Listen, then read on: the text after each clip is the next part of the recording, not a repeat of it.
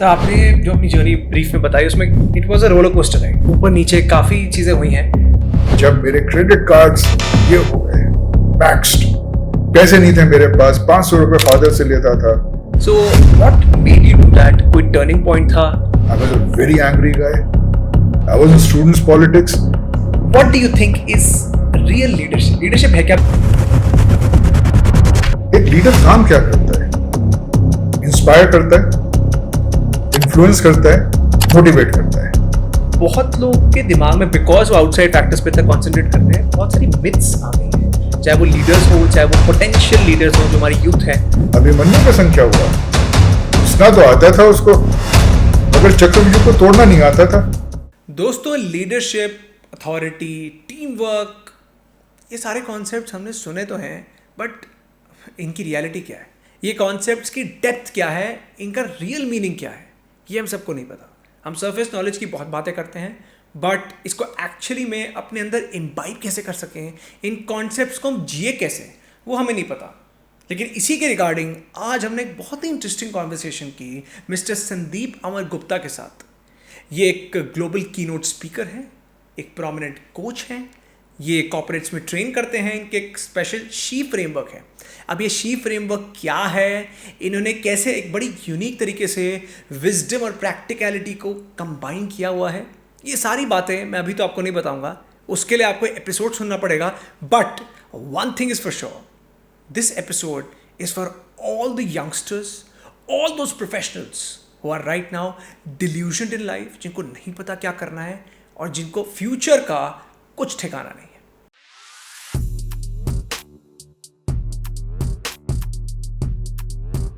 Thank you so much sir for coming to our show.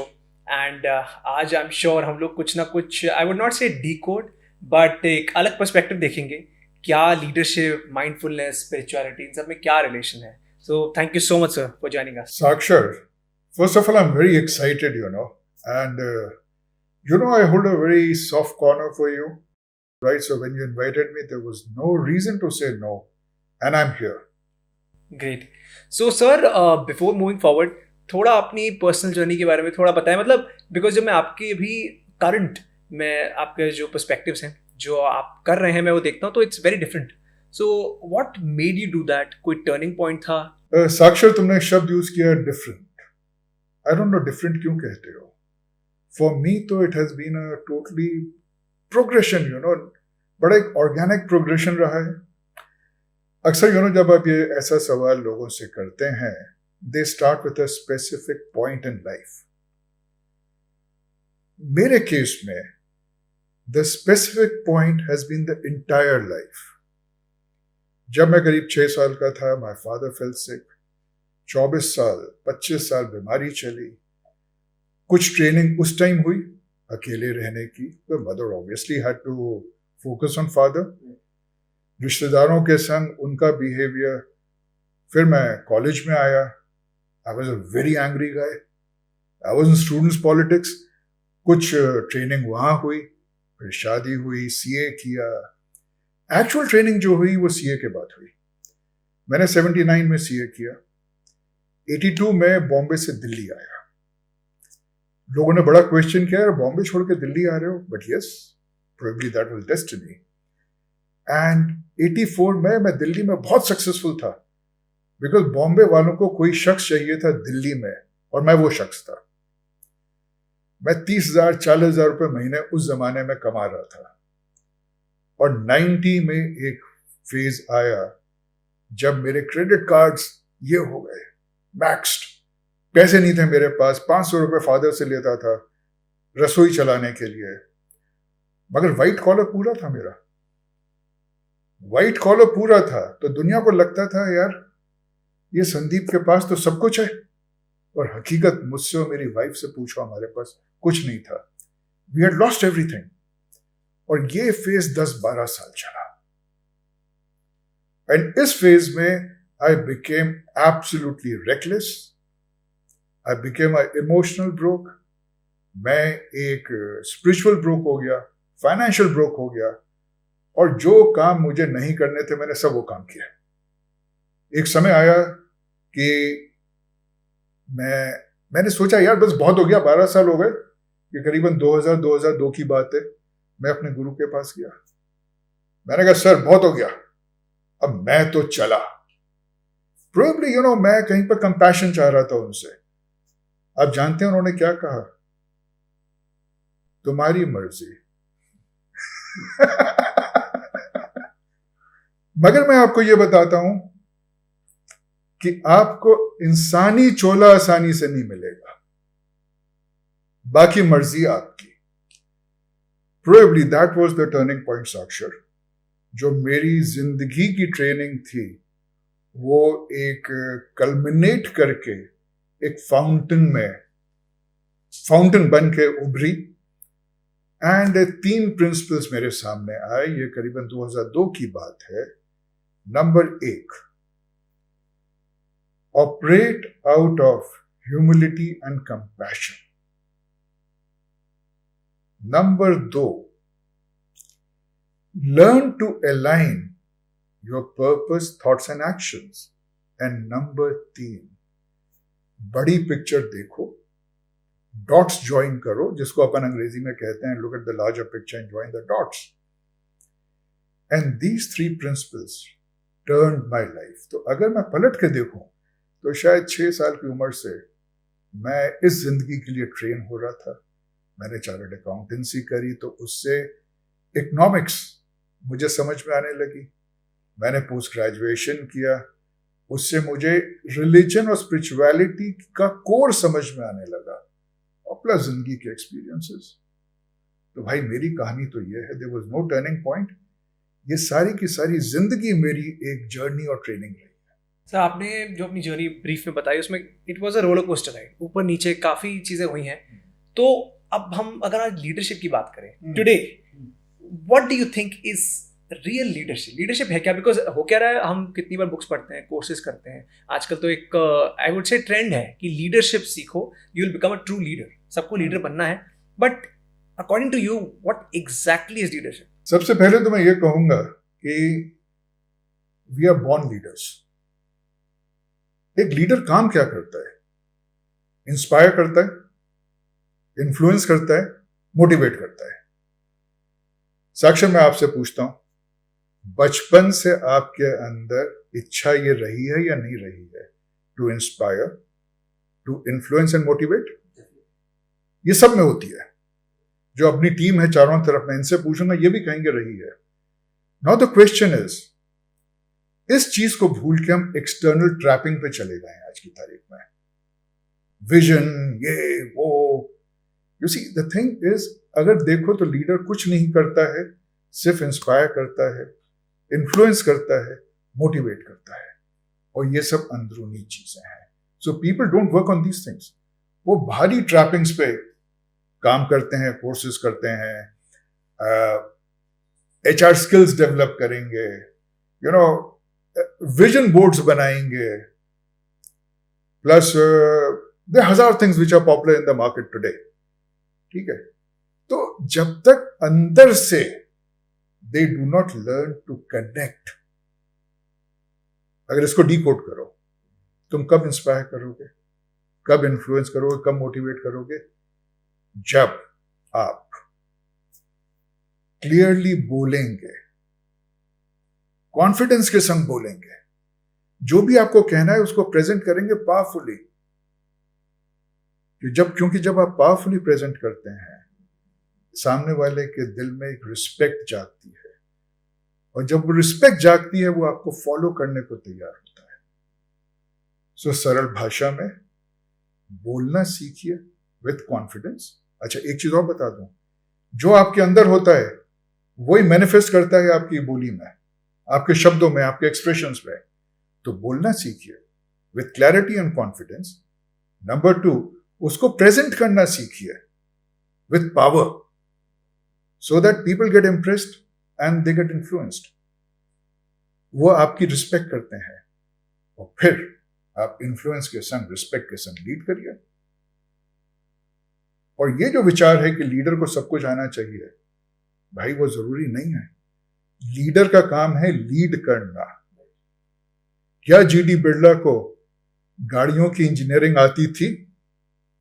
या GD Birla को जो textiles बनाते हैं इंजीनियरिंग आती थी? नहीं आती थी, but he could lead people to believe in themselves and discharge whatever they committed to discharge. Sir आपने कहा एक्सटर्नल, आजकल लोग अगर मैं एक सिंपल वर्ड जो मेरे को समझ आया, इंटरनली फोकस नहीं कर रहे, एक्सटर्नल चीज़ों पे, आउटसाइड फैक्टर्स पे ज़्यादा फोकस कर रहे हैं। तो अब जैसे मैं भी कभी ट्रेनिंग्स देता हूँ, मैं लीडरशिप की तो नहीं देता, बट एक चीज़ मैंने नोटिस किया है, whenever I am training the board या लीडरशिप जो टीम होती है, बहुत लोगों के दिमाग में, बिकॉज वो आउटसाइड फैक्टर्स पे तक कॉन्सेंट्रेट करते हैं, बहुत सारी मिथ्स आ गई हैं, चाहे वो लीडर्स हो, चाहे वो पोटेंशियल लीडर्स हो जो हमारी यूथ है। So according to your experience, what are the major myths of leadership? Okay, I'll only talk of one myth, right? And वो सब चीजें क्लियर कर देंगी। देखिए, हम जो जिंदगी को देखते हैं, हम सिर्फ एक्सटर्नल जिंदगी देखते हैं। हकीकत यह है कि हम इंटरनल और एक्सटर्नल दोनों लेवल्स पे संग संग जीते हैं, और जो हमारा इंटरनल होता है वो हमारे एक्सटर्नल को ड्राइव करता है। Do you agree with this thing? Yes, sir. Now what happens when you are focusing only on the external and not focusing on the internal? तो रिजल्ट क्या हुआ? आप एक पेड़ की जड़ में दीमक लग गई है। अब आप ब्रांचेस को छांट रहे हैं, तना कटवा रहे हैं, बट सोल्यूशन नहीं निकल रहा, क्योंकि दीमक कहां है? वो दिख नहीं रही है, जमीन के नीचे है। तो इट इज वेरी एसेंशियल कि आप इंसान को होलिस्टिक फॉर्म में देखें। तभी मैं कहता हूं, गलती हम सबसे बड़ी क्या करते हैं, हम इंसान को चेंज तो करने चल दिए, बट उसकी इंजीनियरिंग तो हमको मालूम ही नहीं है। क्या आप एक गाड़ी का इंजन सुधार सकते हैं बिना इंजीनियरिंग जाने? अगर वो नहीं कर सकते जो आपकी आंखों के सामने है, तो इंसान जो आपकी आंखों के सामने है और आपकी आंखों के परे है, उसकी इंजीनियरिंग कैसे कर सकते हो भाई बिना जाने हुए? सो द पहला step is to understand the engineering, the construct of the human being. वो यही गलती करते हैं, और अगर ये समझ लें फिर कोई मिथ नहीं बचेगी, क्योंकि इंटरनल और एक्सटर्नल का कॉन्फ्लिक्ट खत्म हो जाएगा। एंड मिथ्स आर बिकॉज वो दोनों कॉन्फ्लिक्ट कर रहे हैं। आपने इंटरनल एक्सटर्नल की बैलेंस की एक बात की, आपको दोनों देखना है। मैं कहीं ना कहीं ऐसे लोग भी देखे हैं जो और ग्रेट एक्टर्स है, मुझसे वो बहुत अच्छा फेक करना जानते हैं।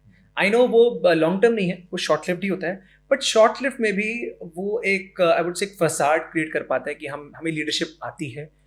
तो एंड कहीं ना कहीं आई थिंक जो जनरल पब्लिक है या उनसे जो सीखती है वो मिसलीड भी हो जाती है। So yes, it's short live, but what do you think, मतलब आजकल एक दो बंदे नहीं, आजकल ऐसे बहुत लोग हैं जो शायद कुछ जान के कर रहे हैं, कुछ मिथ्स में इतना हो गए कि कहीं ना कहीं उन्होंने एक फसाड ही बना दिया है। So what do you think, how detrimental या कितना खतरनाक हो सकता है, मतलब अगर एक सोसाइटी की बात करें इन टर्म्स ऑफ लीडरशिप? ये बहुत खतरनाक है। आपने दवाई तो दे दी, मगर उस दवाई का रिएक्शन को कैसे हैंडल करना है वो आपको आता नहीं। So it's very challenging, it's very difficult. Abhimanyu के संग क्या हुआ? घुसना तो आता था उसको, मगर चक्रव्यूह को तोड़ना नहीं आता था। सो एज ए रिजल्ट क्या हुआ? वो ही वाज किल्ड। सो जो लोग बिना पूरा ज्ञान लिए हुए कूद पड़ते हैं, लोगों को इनामर भी कर लेते हैं, पैसा भी कमा लेते हैं, ठीक है, अपने को प्रमोट भी कर लेते हैं, but at the end of the day क्या होता है? तुम्हारे इतने इन्फ्लुएंसर्स हैं, कितने सुसाइड कर रहे हैं? हैप्पीनेस कोचेस सुसाइड कर रहे हैं। यू विल बी सरप्राइज, ये हैप्पीनेस कोचेस जो हैं, हैप्पीनेस सिखाते हैं, वो सुसाइड कर रहे हैं। क्यों? ऊपरी लेवल पे सिखा रहे हैं, इंटरनल उन्होंने कुछ किया नहीं है, और क्योंकि नहीं किया है तो सामने वाले को भी नहीं दे पा रहे हैं। साक्षर, आप एक ट्रेन्ड एक्टर हैं। अगर मैं आपसे कहूं कि आप एक वर्कशॉप करिए, आप फटाक से कर देंगे, बिकॉज आपको सब चीजें मालूम है एक्टिंग के बारे में। और अगर मैं आपसे कहूं आप नासा के ऊपर एक वर्कशॉप करिए, आप कर पाएंगे? नो। और आपको मैं 6 महीने वहां भेज दूं, फिर आप कर लेंगे? कर लेंगे, सीख जाओ। बस इतनी सी बात है। जब एक अंधा अंधे को रास्ता दिखाता है, सो भाई इट्स एनीवन्स गेस कि क्या होगा। सर आपकी जब आई रिमेम्बर जब मैंने पहली बार आपको सुना था तो आपने एक लाइन यूज की थी, helping people making profitable futures.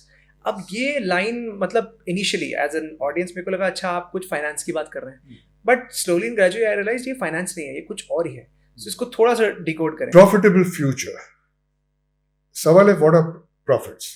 बड़ी माइक्रोस्कोपिक थिंकिंग हो गई है हमारी, हम हर चीज को पैसे से जोड़ देते हैं, ठीक है, बिकॉज समय we believe that money gives us power. Yes, money does gives us power. Success factor का भी एक वो बहुत इंपॉर्टेंट एलिमेंट है, बट द क्वेश्चन इज वो पैसा आपके पास आएगा कब? जब आपकी सोच, your ability to think and take the correct action, वो डेवलप करती है। और वो कब डेवलप करती है? जब आपको यह मालूम पड़ता है कि आप स्वयं ऐसा क्यों सोच रहे हैं और क्यों कर रहे हैं। वही एक्सटर्नल इंटरनल की बात है। सो क्रिएटिंग अ फ्यूचर मीन्स कि आप अपने अंदर काम करें। जब आप अपने अंदर काम करते हैं तो you tend to become more inclusive. You become more inclusive which gives you a greater sense of peace, calmness, confidence, which results in resilience. एक कॉन्सेप्ट होता है विंडो ऑफ टॉलरेंस। क्या है विंडो ऑफ टॉलरेंस? नाउ आपने देखा होगा कि एक ही सिचुएशन में डिफरेंट लोग डिफरेंट तरह से रिएक्ट करते हैं, करेक्ट? कोई बड़ा शांत रहता है, कोई बड़ा उत्तेजित हो जाता है। ऐसा क्यों होता है? हम सब के अंदर एक विंडो ऑफ टॉलरेंस है। मेरी छोटी सी है, आपकी बड़ी है।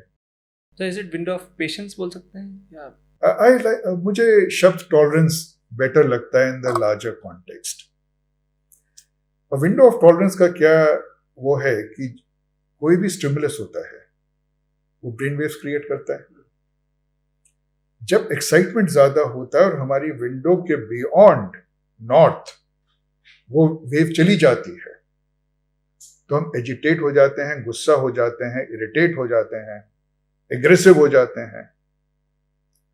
और जब वो साउथ चली जाती है विंडो के नीचे, हम बिल्कुल ही शिथिल हो जाते हैं, हम कंफ्यूज हो जाते हैं, राइट? हम डिप्रेशन में चले जाते हैं। नाउ द थिंग इज, जब आप इंटरनली काम करते हो to create that beautiful future, the profitable future, you cannot afford to be agitated, गुस्सा ये तो कहीं जगह नहीं है। कंफ्यूजन और डिप्रेशन की भी जगह नहीं है, बिकॉज आप जानते हैं दोनों स्टेट्स में आप सही तरीके से सोच नहीं सकते हो। So then there are techniques जिससे आप विंडो ऑफ टॉलरेंस अपनी एक्सपैंड करते हो ना। जब एक्सपैंड करते हो तो उससे क्या होता है? इंटेंसिटी ऑफ द चैलेंजेस वही रहती है, बट वो आपकी नॉर्मल रेंज में आ गई। जब नॉर्मल रेंज में आ गई तो ना आप एजिटेट हुए और ना आप डिप्रेशन में गए। So you land up taking considered decisions, you land up taking, you start observing much more. ज्यादा आपको इंफॉर्मेशन मिलती है, आपका डिसीजन मेकिंग बेटर हो जाती है, आपके सेंसेस बेटर होते हैं, रिलेशनशिप बेटर हो जाती है। और जब ये सब चीजें हो जाती हैं तो इंसान को क्या चाहिए? एक तरफ पैसा चाहिए, एक तरफ प्यार चाहिए, दोनों फुलफिल हो जाते हैं। So this is creating a beautiful, profitable, purposeful future. काफी पर्सपेक्टिव चेंज कर लिया, because as I said initially profitable वही हम मनी से उसको रिलेट करते हैं, but we don't see the bigger picture. Sir she framework, हर किसी का एक कोई ना कोई फ्रेमवर्क होता है, हमने कोचिंग इंडस्ट्री में देखा है। जब शी फ्रेमवर्क क्या है? शी फ्रेमवर्क क्या है? जो मैंने आपको एक्सप्लेन किया बहुत कुछ वही है। देखिए, जब मैंने अपनी जिंदगी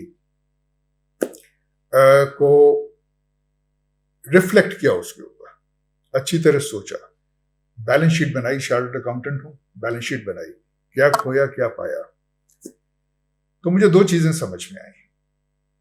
एक तरफ तो पैसा चाहिए, बिना पैसे के आप सरवाइव नहीं कर सकते हो, पैसा इंपॉर्टेंट है।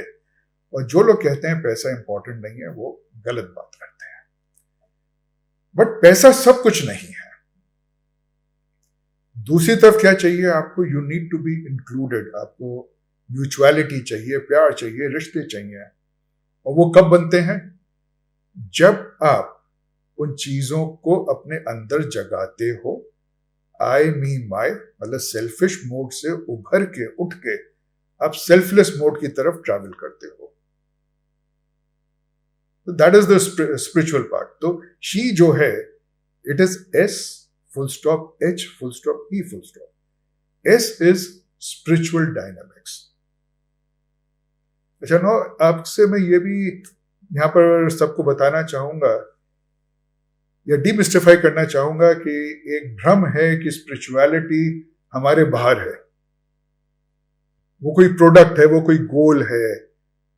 भैया स्पिरिचुअलिटी ना कोई प्रोडक्ट है, ना कोई गोल है, ना तुम्हारे बाहर है, वो तुम्हारे अंदर एक इनेट पावर है। और साक्षर अगर आप मुझे एग्री करें तो मैं लोगों को फटाफट ये डिस्क्राइब कर दूं। Sure sir, please. देखिए, हम 3 एनर्जीज हमारे संग अंदर काम करती हैं। स्पिरिट, ओके, स्पिरिट वो है जो हमको लाइफ देती है, जिसको हम सोल भी कहते हैं। दूसरा माइंड, और तीसरा बॉडी। जब ये तीनों काम कर रही हैं, हम जिंदा हैं, किकिंग हैं, मजे में हैं।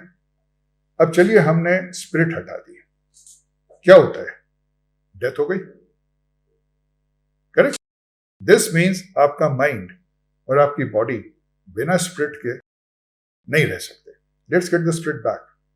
आप फिर से जिंदा हो गए। अब माइंड हटा देता हूं मैं। आप जिंदा हैं मगर आप सोच नहीं सकते और एक्शन नहीं ले सकते।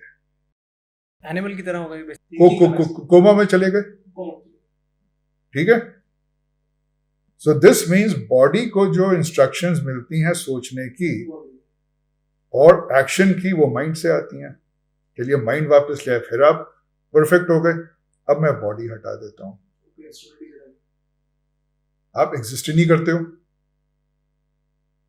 ठीक है? तो एक तो ये 3 चीजें, ये रिलेशनशिप क्लियर हो गई। नाउ 3 शब्द हैं, स्पिरिट, स्पिरिचुअल और स्पिरिचुअलिटी। स्पिरिट तो अपने को मालूम है, जैसे अपन ने देखा। जिस भी पात्र में वो जाती है वो पात्र स्पिरिचुअल हो जाता है। फॉर एग्जाम्पल बॉडी में आई, बॉडी स्पिरिचुअल हो गई। Okay, that's the creative power, it overrides everything. वो बॉडी स्पिरिचुअल हो गई। अब बॉडी में जो 3 मैंने आपको ये लेयर्स बताए, जो बॉडी है पर से, फिजिकल बॉडी, इसकी कैरेक्टरिस्टिक्स हैं आई मी माई, सेल्फिशनेस। क्योंकि इसको 3 काम पूरे करने हैं, सर्वाइवल, ऑर्गेनिक सेटिस्फैक्शन और तीसरा रिप्रोडक्शन। और इन तीनों कामों के लिए उसका सेल्फिश होना बहुत जरूरी है। स्पिरिट की क्या पावर्स हैं, एट्रीब्यूट्स हैं? Love, mutuality, larger good, that is we are us, selflessness. और माइंड जो हम कहते हैं डुअलिटी, वो दोनों के बीच में घूमता रहता है। इसलिए कभी भी आप अपने आप को मैप करें या आपके दर्शक मैप करें, दिल फाइंड 24 घंटे में इनकंसिस्टेंसी है उनकी सोच में और बिहेवियर में। हमेशा होता है, right? That is because the mind is going up and down, up and down, up and down. एक सिंक में नहीं होती, और ऑसिलेट कर रहा है, घूम रहा है। और उसका क्या होता है, जब माइंड बॉडी की तरफ है, उस टाइम कोई स्टिमुलस आया तो your reaction would be selfish. और जब माइंड आपका सोल की तरफ है, it will be selfless, and that is the inconsistency. That is a big challenge for people in life. Okay, now so but then there are methods कि हम इस oscillation को कम कर सकते हैं, इस घुमाव को कम कर सकते हैं और एक कंसिस्टेंसी ला सकते हैं। और जब हम कंसिस्टेंसी लाते हैं, आप खुद कहते हैं अरे वो आदमी कितना कंसिस्टेंट है, कितने भरोसे वाला आदमी है। तो ये सारा पार्ट ठीक है। सो जो लास्ट वर्ड है spirituality, the journey of knowing why do you think and behave the way you do and taking action to move from selfishness to selflessness, that is spirituality. Hindi में अपने अंदर झांकना और ये समझना कि मैं ऐसा क्यों सोच रहा हूं और ऐसा क्यों कर रही हूं, और फिर एक्शन लेना जिससे मैं सेल्फिशनेस को छोड़ के सेल्फलेसनेस की तरफ मूव करूं। इस जर्नी का नाम स्पिरिचुअलिटी है। ओके, सो द एस जो है स्पिरिचुअलिटी, वो ये जर्नी है। दूसरी तरफ ई, इकोनॉमिक डायनामिक्स, पैसा, वो चाहिए भैया, वो भी चाहिए। और ह्यूमन पोटेंशियल बीच में आ गया एच। अब ये जो स्पिरिचुअलिटी की जर्नी है और उधर पैसा कमाना है, उसमें आपको स्किल्स चाहिए, तो वो ह्यूमन पोटेंशियल है। तो ये फ्रेमवर्क एक इंटीग्रेटेड फ्रेमवर्क है जिसमें एक हाथ में स्पिरिचुअलिटी है, दूसरे हाथ में इकोनॉमिक्स है, और जब दोनों को ले आते हो तो दोनों लड्डू एक लड्डू बन जाते हैं। अब भाई, अब दो लड्डू होंगे तो तुम्हें चूज करना पड़ेगा। मैंने कहा चूज करने का चक्कर ही मत रखो, चलो एक लड्डू बना देते हैं। तो ये वो है, टेस्टेड मेथड है। और मैंने वो जो 3 आपको लॉज बताए थे अपनी जर्नी के, उसके ऊपर ये बेस्ड है। सर, जब अब आज टेक्नोलॉजी का टाइम है, एआई का टाइम है, और हमारी जो यंग जनरेशन है वो तो 24 घंटे टेक्नोलॉजी में लगी रहती है। एंड टेक्नोलॉजी, आई फील, जब हम सोशल मीडिया वगैरह देखते हैं तो एक कंपैरिजन की स्टेट क्रिएट करती है आपको, मतलब ऑल द नेगेटिव इमोशंस वो क्रिएट करता ही है। तो कहीं ना कहीं जब, अब मैं आपकी श्री फ्रेमवर्क की अगर बात करूँ, इकोनॉमिक साइड पे तो लोगों का फुल फोकस है, but I think spiritual side जाने के लिए लोग एक्सटर्नल चीज़ों को देखते हैं। तो अगर मैं इसको अगर रिफ्रेम कर सकूँ, what is your message to the young generation, how to balance these two? साक्षर, what has happened पिछले 10, 15, 20 साल में, और जो ये टेक्नोलॉजी का, सोशल मीडिया का जो इन्फ्लक्स हुआ है, एंड जो उसके रिपरकशंस आ रहे हैं। आज ही वो न्यूज़ में था कि किसी अच्छी खासी इन्फ्लुएंसर ने सुसाइड कमिट किया। किस बात पे? उसके फॉलोअर्स कम हो गए। वो लोग जो एक नंबर है, सिर्फ, ना किसी को जानती थी ना कुछ, सिर्फ एक नंबर घट गया, उसने सुसाइड कर लिया। तो नेगेटिव इफेक्ट तो ये है। I will put it this way कि जो यंगर जनरेशन है, they have started realising the negative effect of social media, the negative effect of gross materialism, and they are moving towards the inner path. देखो, ये एक socio cultural change होता है, circumstantial भी होता है, और ये 1990s में ये ट्रेंड चेंज हुआ था to move inwards. In 1990s people started talking of spirituality at workplace, and हमेशा जो इंसानी फितरत है, पहले वो बाहर देखता है, और जब बाहर से उसको सेटिस्फैक्शन नहीं मिलता है तब वो अंदर झांकता है। So I am very positive. अगर हम पेशेंस रखेंगे, society is going to change, is bound to change. And let me tell you one thing more, a very encouraging trend is there. People have started understanding, वो समझने लगे हैं, जिंदगी linear नहीं है। So what do you mean by sir, जिंदगी linear नहीं? देखिए, life is governed by a number of senses, and the 5 senses जो हैं, बस वो उन सारे senses में से कुछ senses हैं। 6 sense सब जानते हैं, intuition सबको होती है, वो कोइंसिडेंस कह के हम हटा देते हैं, वो एक अलग बात है। और जिंदगी हर कदम पे आपको, हर कदम पे ऑप्शंस देती है। हर ऑप्शन का अपने रिपरकशंस हैं, अपने रिजल्टेंट्स हैं। आप ये समझिए आपको दिल्ली से बॉम्बे जाना है, आप हवाई जहाज से भी जा सकते हैं, 2 घंटे में पहुंच जाएंगे। आप गाड़ी लेके भी जा सकते हैं, पैदल भी जा सकते हैं, आप साइकिल लेके भी जा सकते हैं, आप अहमदाबाद से भी जा सकते हैं, आप आगरा की तरफ से भी जा सकते हैं, आप भोपाल इंदौर से भी जा सकते हैं। देयर वेरियस ऑप्शंस, ये डिसीजन आपको लेना पड़ता है। ठीक है, तो जो लार्जर पिक्चर का खेल है वो यही है कि सारे ऑप्शंस क्लियरली देखो, डॉट्स को ज्वाइन करो और एक कंसिडर्ड डिसीजन लो। ठीक है, अब ये समझने लगे हैं लोग बात कि life is not linear, it is not this कि it's not only action and reaction. Action and reaction तो है, but for that action to be taken आपको और भी ज्यादा सोचने की जरूरत है, समझने की जरूरत है, देखने की जरूरत है, और आपको संग में इस चीज के लिए भी प्रिपेयर होना है कि अगर आपके इच्छा के हिसाब से या आपके अनुमान के हिसाब से रिजल्ट नहीं मिला तो क्या नेक्स्ट है। एंड व्हाट, जितना मैं यंगर जनरेशन से बात करता हूं, I find them moving away from gross materialism towards inner thing and focusing on the inner and seeing the larger picture. हाँ, ये हो सकता है कि अभी परसेंटेज उनकी कम है, बट एक ट्रेंड तो चालू हो गया है। हाँ, इंटरेस्टिंगली आपने देखा होगा a lot of corporate people at the prime of their career 45-50 की एज में सब पैक करके पहाड़ों में चले गए, गांव में चले गए, वो लाइफ छोड़ दी। तो ये सब चीजें इंडिकेट करती हैं कि यह चेंज आ रहा है सोसाइटी में। तो सर अब आप इतने, मैं क्लाइंट्स ही वर्ड बोलूँगा, आप इतने क्लाइंट्स को मेंटोर करते हैं, यंग या फिर लीडरशिप पोजीशन से अलग अलग टाइप के हैं, तो any interesting I would say case study which you would like to share जो काफ़ी लोगों का एक आई वुड से मिथ बोल सकते हैं, पर्सपेक्टिव बोल सकते हैं, या फिर आपको लगता है ये बहुत बड़ी प्रॉब्लम है? आपने कभी ग्राफ्टिंग करी है पेड़ों की? नहीं सर, नहीं करी। नहीं करी। आपको मालूम है कि आप गुलाब के पेड़ का कलर चेंज कर सकते हैं, राइट? एंड उसके लिए आप क्या करते हैं?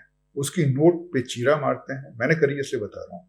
चीरा मारते हैं, जो आपको वैरायटी चाहिए उसकी एक छोटी सी स्टेम वहां करते हैं और बांध देते हैं।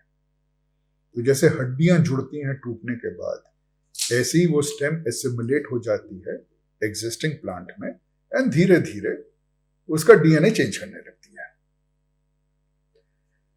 अधिकतर लोग जो मेरे पास आते हैं वो एक्सटर्नल चीजों को लेके आते हैं।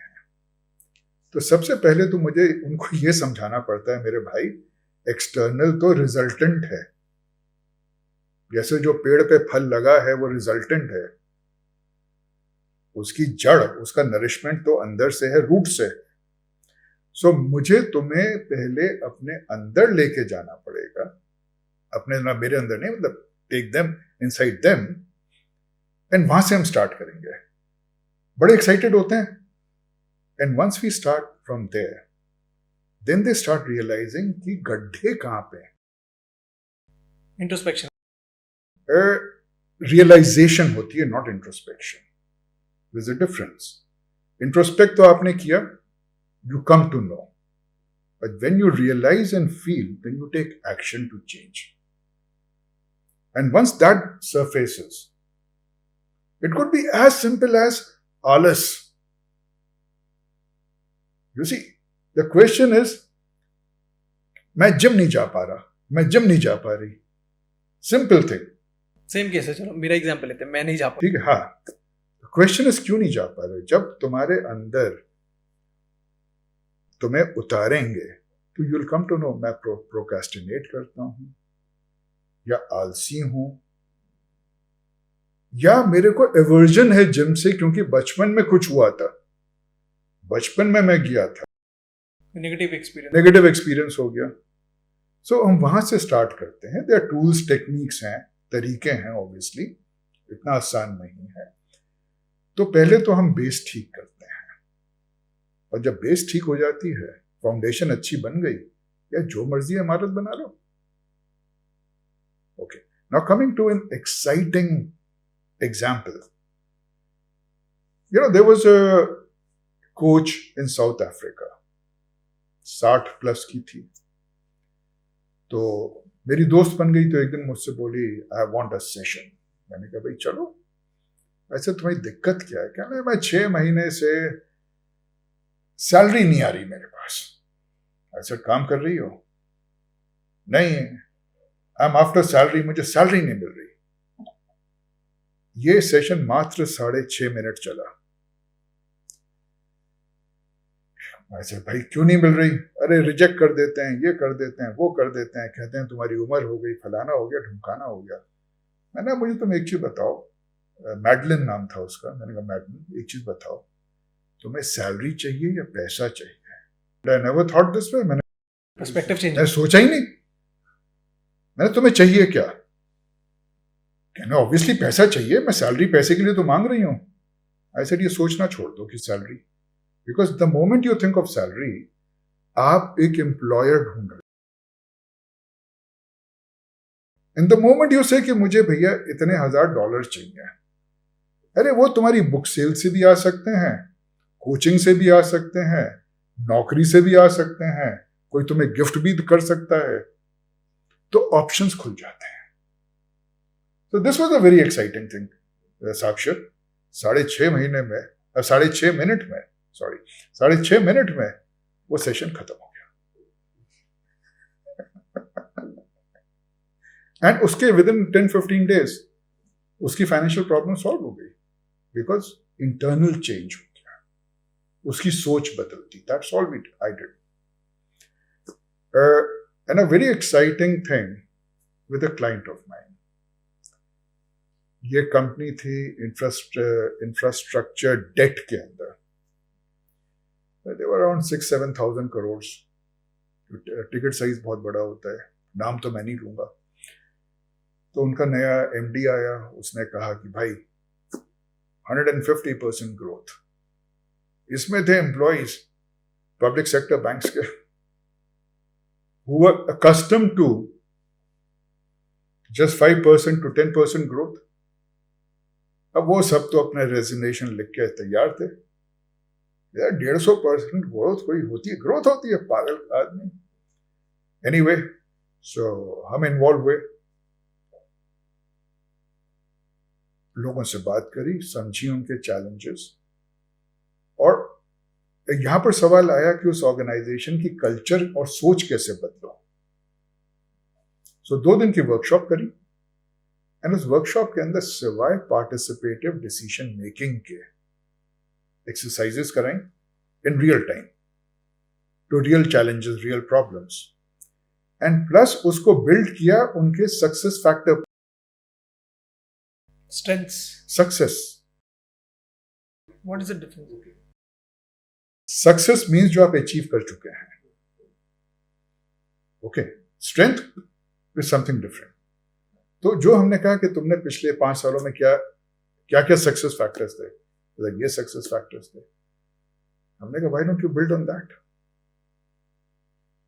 अगर आप उस पर बिल्ड करेंगे तो उससे हुआ क्या, the psychological framework of the organization changed, and you'll be surprised in 1 year they achieved 125% growth.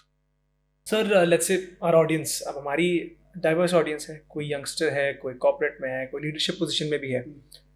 अगर simply see today people are looking for answers, I know answers internally भी आपको मिलते हैं, लेकिन अगर इस पॉडकास्ट में लोग सुन रहे हैं, व्हाट आर द एलिमेंट्स या what are the factors which every leader should have in today's era? मतलब अगर ये 5-6 प्रिंसिपल मेरे पास हो तो मेरे को इतनी गारंटी कि मैं सही पाथ पे चल रहा हूँ लीडरशिप में।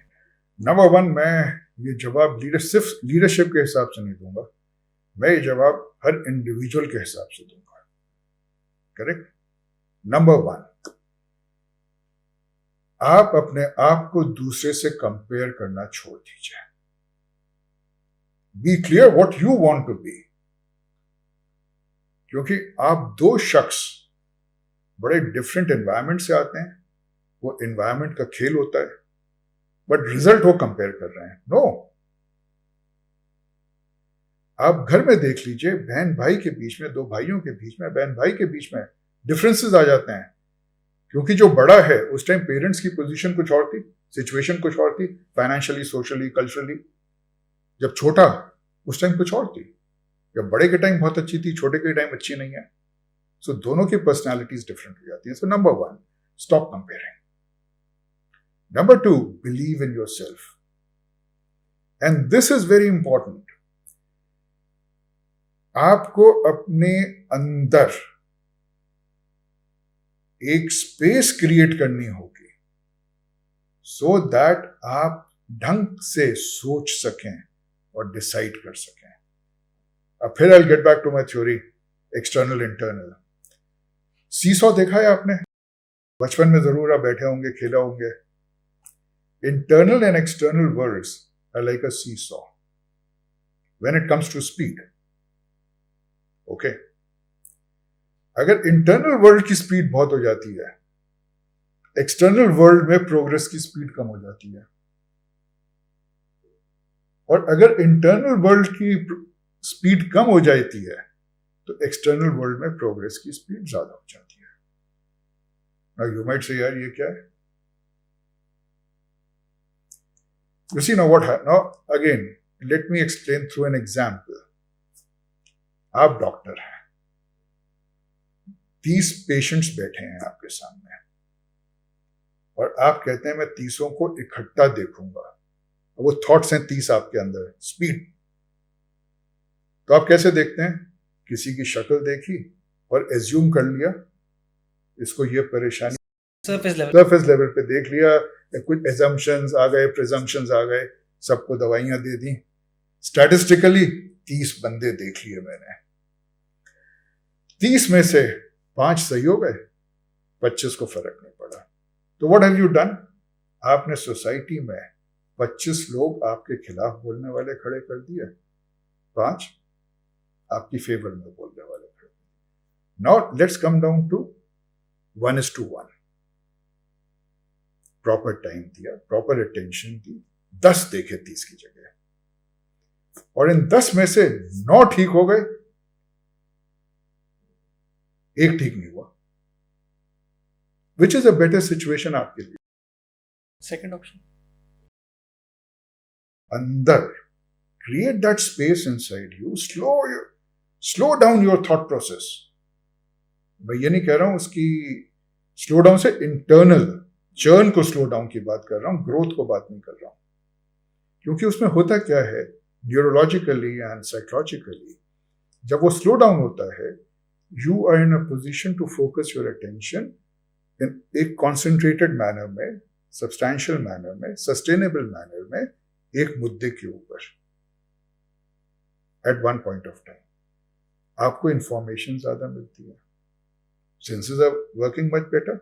जब इंफॉर्मेशन ज्यादा मिल रही है, your thinking is better, your decision making is better. तो एक्सटर्नल फेलियर आप कम कर देते हैं और उधर अब बहुत सारी चीजों पे सोचते हैं, डिसीजंस लेते हैं, एक्सटर्नल फेलियर अब बढ़ा देते हैं।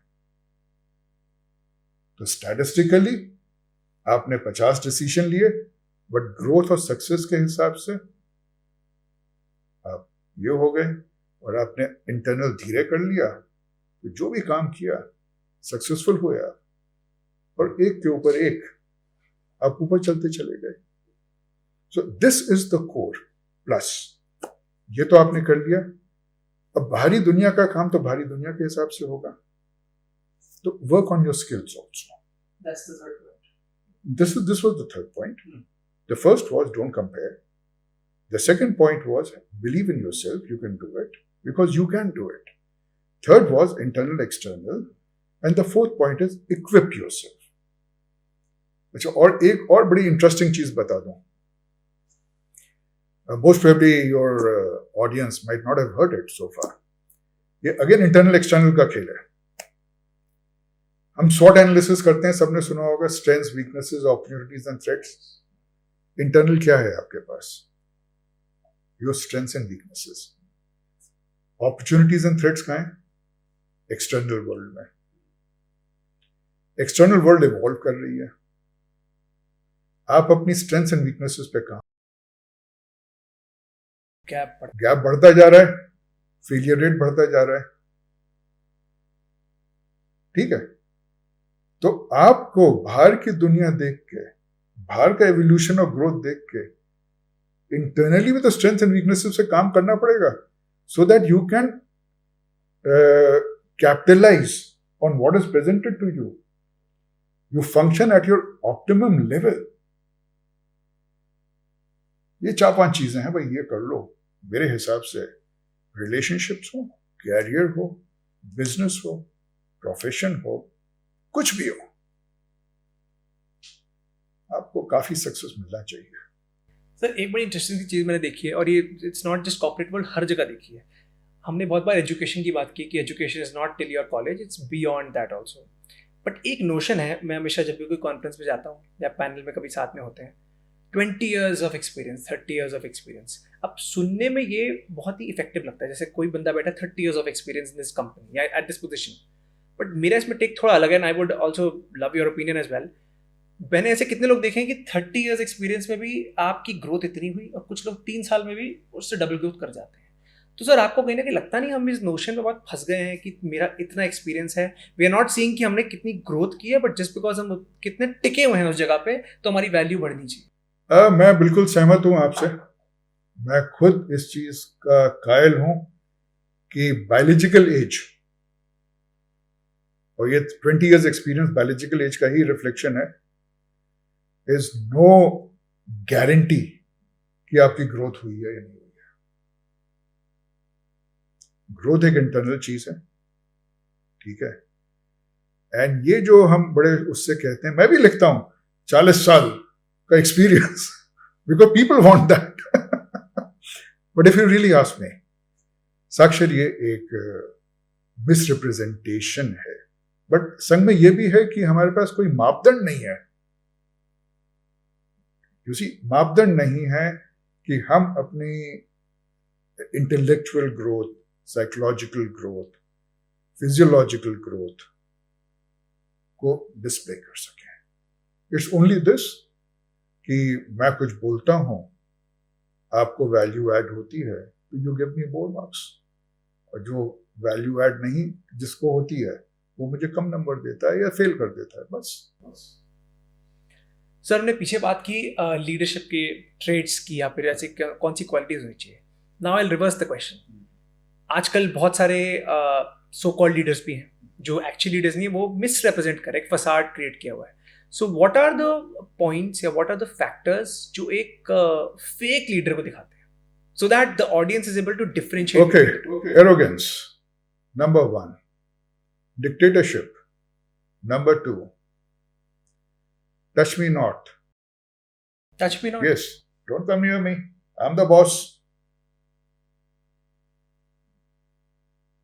And I know all. Non-decision making. Non-decision making भी बड़ी जबरदस्त चीज है. कुर्सी पे तो बैठ गए, क्योंकि देखिए बिजनेस के अंदर भी, किसी भी एनवायरमेंट में, every decision is a human decision. And it is for the human. Every decision is taken by a human, for the human, and of the human. अब क्योंकि by virtue of seniority, age, time put in, rules, regulations, whatever the reason is, आप कुर्सी पे तो बैठ गए, आपकी growth हुई नहीं है, या आपने फसाड क्रिएट कर लिया 4 किताबें पढ़ के. बट अल्टीमेटली क्या होता है, जब रियल लाइफ का प्रेशर पड़ता है, रियल बिजनेस का प्रेशर पड़ता है, they start cracking, they get into the self defence mechanism. And वो सब यही है, गुस्सा, irritation, anger, throwing your weight around, ये सब चीजें करती हैं. फिर एक्सक्लूसिव हो जाते हैं, इंक्लूसिव नहीं हो पाते हैं. अगर इंक्लूसिव भी होते हैं तो फिर वो चमचे पसंद करते हैं.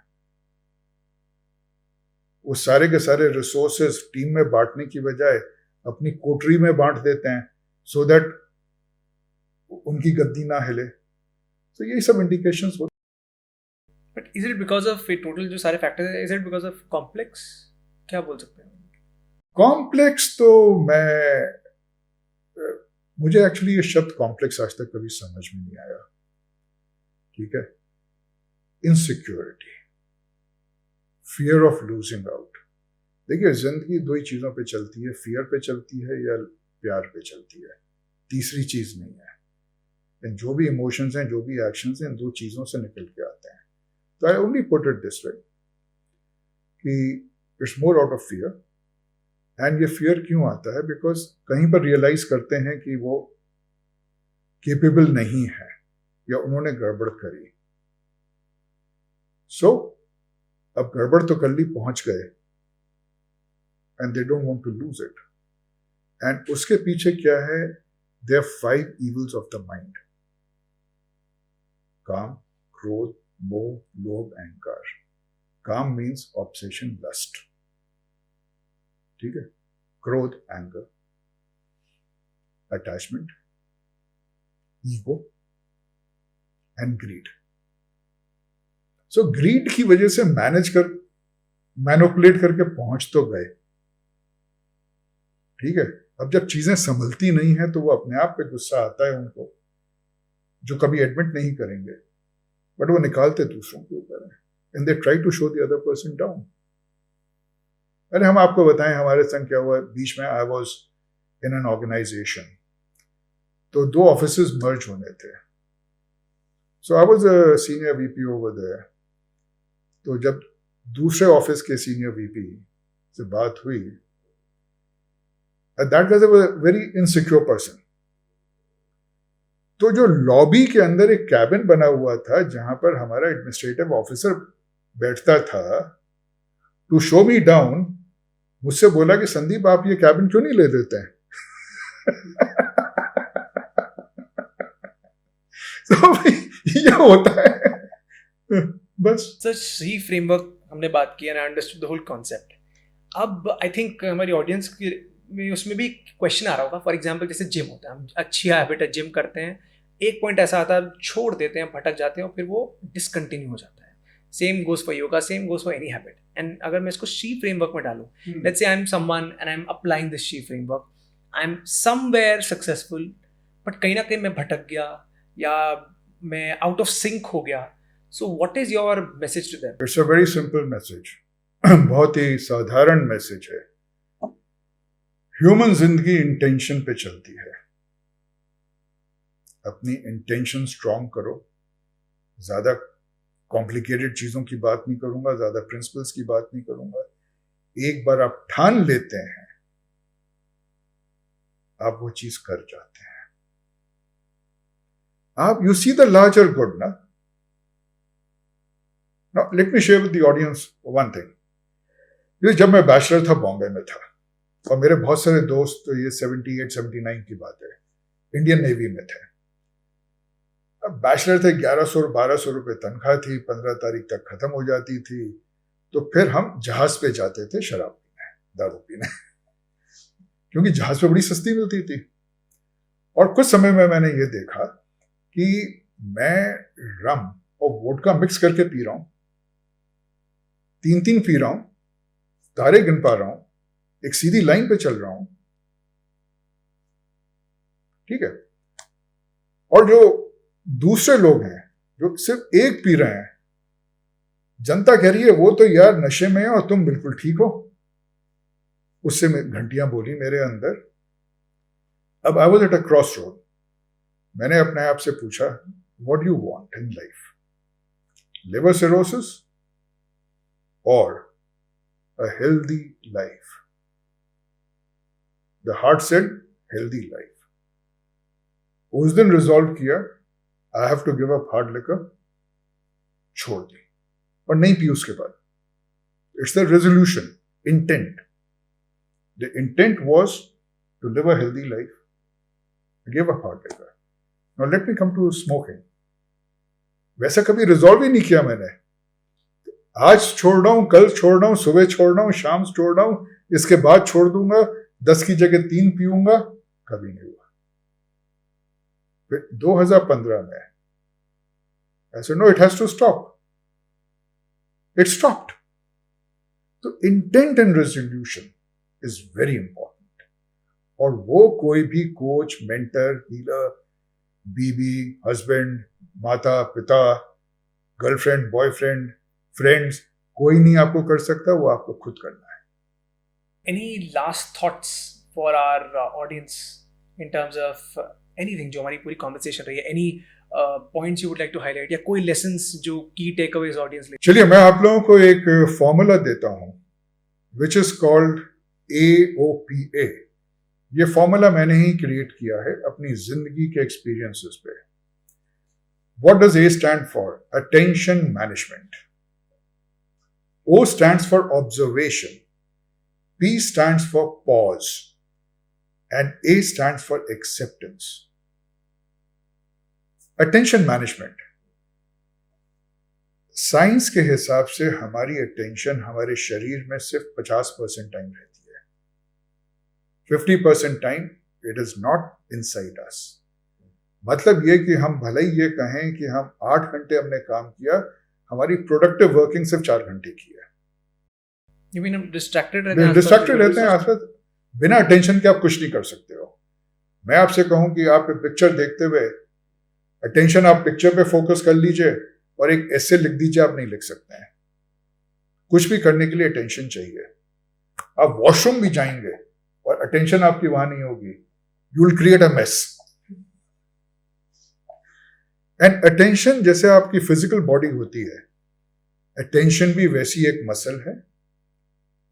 आप उस मसल को डेवलप कर सकते हैं। जितना आप डेवलप करेंगे उतना ही आप फोकस तरीके से काम करेंगे।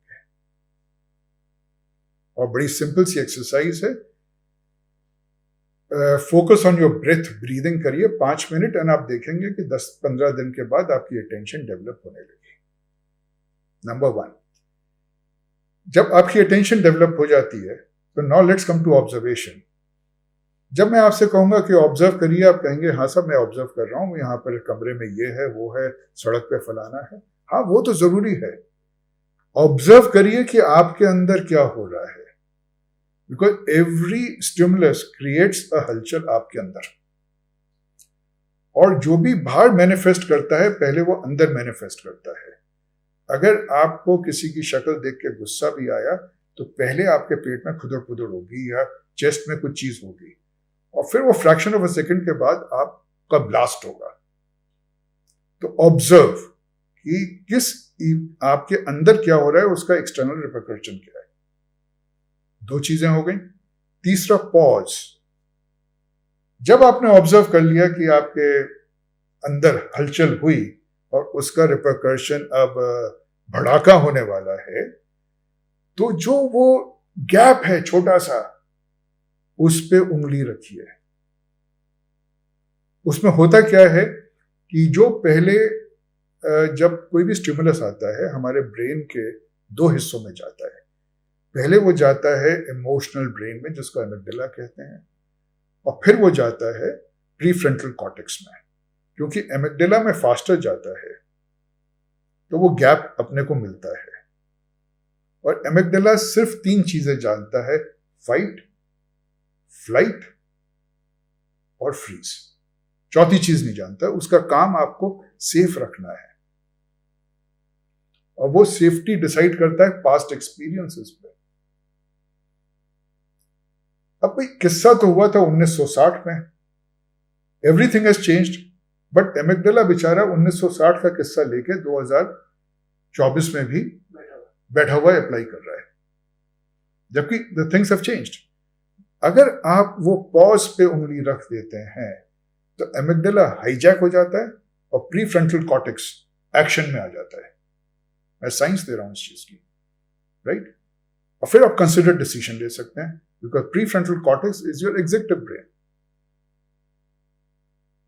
तो तीसरा है पॉज। एंड एक और सरल तरीका, अगर मैं आपकी किताब से जो वर्ड्स के बीच में स्पेस है वो हटा दूं, क्या होगा? पढ़ने में आसानी होगी? पॉज ये काम करता है। यू टेक अ ब्रीदर, आप थोड़ा बाहर आके थोड़ा देखते हैं क्या। टेक अ ब्रीदर, बाहर आके देखते हो, ठीक है? पॉज।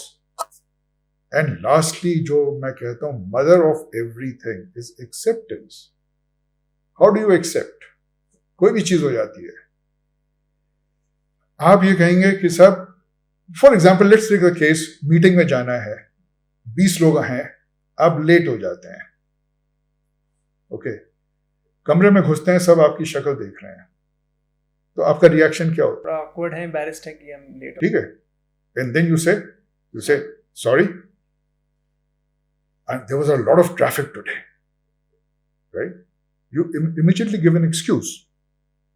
गुस्सा आ गया, हाँ मैं गुस्सा हुआ, आया मेरे को, बट तुमने ये किया था। अक्सर ये होता है। इसमें हमने क्या किया, जो कॉज है, रूट कॉज है, उससे अपना अटेंशन शिफ्ट कर दी टू सम इमेजिनरी कॉज और some real cause. Now we will never address the reality because कुछ और हमारी अटेंशन फोकस हो गई. सो मेरा कहना यह है, एक्सेप्टेंस आप करिए as it is, where is, as is basis पे, without any riders, without any explanations, without anything. Yes sir, I am late. Period. No excuse. हाँ मुझे गुस्सा आया, तो वही प्रीफ्रंटल कॉर्टेक्स वाली चीज आ जाएगी, मैं क्यों लेट हुआ, अच्छा यार सुबह मैं उठ नहीं पाया था, मैंने आलस किया, सो नेक्स्ट टाइम आप आलस नहीं करेंगे. अच्छा मैं गुस्सा क्यों आया, मैं जबरदस्ती रिएक्ट कर गया, मैंने उसकी बात सुनी नहीं. अब क्योंकि लेट होने से और गुस्सा आने से आपके अंदर अनप्लेजेंटनेस क्रिएट हुई है, and we are hard wired to avoid unpleasantness. So you will take action कि नेक्स्ट टाइम आप पूरी बात सुने. सो अगर आप अपनी जिंदगी में AOPA अप्लाई करते हैं, I can assure you 50% problems तो आपकी खत्म हो जाएंगी. Thank you so much sir. And मेरे को इस पूरी कॉन्वर्सेशन का सबसे बेस्ट पार्ट ये लगा कि आपसे मैंने क्वेश्चन थोड़े, मतलब आई वुड नॉट से ट्रिकी, बट थोड़े एक पर्सपेक्टिव वाइज पूछे, आपने सिंपली एक पर्सपेक्टिव चेंज कर दिया. And I think because I also belong to today's generation, हम लोग हैक वगैरह में इतने वो रहते हैं, हैक चाहिए, कुछ 3 टिप्स दे दो. एंड आई थिंक आपने एक टिप्स तो नहीं, बट आपने एक यूनिवर्सल प्रिंसिपल्स बता दिए जो आज या आज से 10 साल बाद भी, अगर हम कोई ये वीडियो 10 साल बाद भी देखता है, तो the person can apply that. And I feel, this has been my major key takeaway from this conversation. Sakshar, I'll add to this thing whatever I've shared with you, right? ये 10,000 साल पुरानी analysis है, हमारे वेदों में, उपनिषद्स में, हर जगह ये है, right? Because the human being and the human nature has not changed.